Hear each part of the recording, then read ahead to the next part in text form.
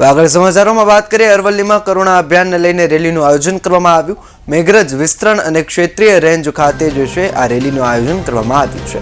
Chinese દોરી ન વાપરવા અપીલ કરવામાં આવી છે। વેચાણ ન કરવા માટે પણ અપીલ કરાઈ છે, જેથી પક્ષીઓની જાનહાનિ ન થાય। આ માટે આરએફઓ દ્વારા પંતકની દુકાનોમાં સરપ્રાઇઝ ચેકિંગ હાથ ધરવામાં આવ્યું છે।